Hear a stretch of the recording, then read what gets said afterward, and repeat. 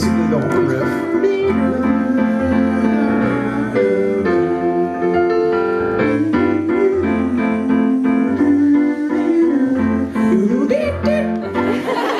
Anyway, I was trying to give an example of rhythm, the counterpoint, but like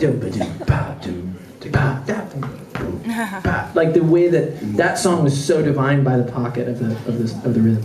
It was all about getting it right between you and Zach, as far as like exactly what that drum beat is, because there's several different ways you can play the drums on a song like that, but most of them would never. There's a couple little 2/4 bars in here and there, kind of little quick turnarounds. That song also reminds me of that Voice in the Chorus was an early song in the record. Yeah. And maybe my favorite song to play, because it's just so, everybody is working off of each other in the band with the song. It's just like nothing, every part pushes the other. It's actually kind of like Great Divide in a lot of ways, because Great Divide has this thing, driven by which again is is subtle for those of you who are listening to it, but if you actually sit down and try and play it, the way that it goes is the guitar stays constant, but the piano pushes and pulls. So it goes, and it pushes that groove, and the drums speed up, and the drums kind of pulsate. I use that word. Yes, pulsate with. You heard it. You heard it. I'm pulsating. Wow. One of the things I want to say about Voice in the Chorus, though, is there's nobody's ever accused Hanson Records of being negative. Yeah. Our records, in general, have sort of an moral to the story. But what's funny about it is, if you guys, many of you know this because you've read the lyrics, but almost always, our happy songs are like sad songs. Or they're like fighting songs. It's like Voice in the Chorus. It's like, just another voice. It's like, what's really saying is, fuck you. Excuse me, the kids in here.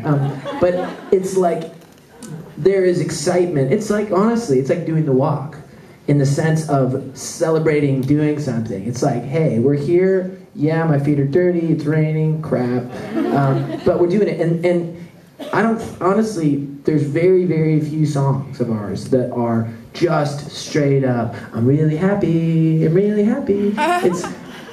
Waiting for This is like, it's about pushing past your comfort zone. It's like, I know you've been dying to cross over, so do it.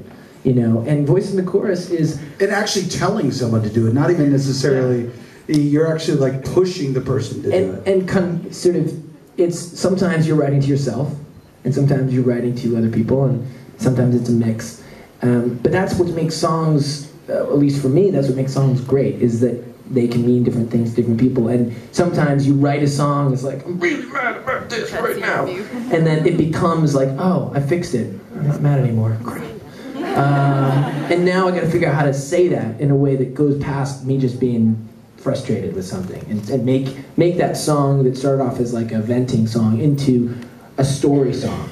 And the whole album, Shout It Out, is about sort of, in many ways, it's about coming to terms with the fact that you've got to shout it out. It's like coming to terms with what it is you are. The whole theme of the record is, all the white backdrops and then bright colors. It's sort of like, what are you without color?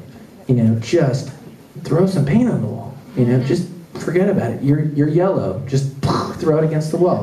Throw down some red. Throw down some blue. Just go with it.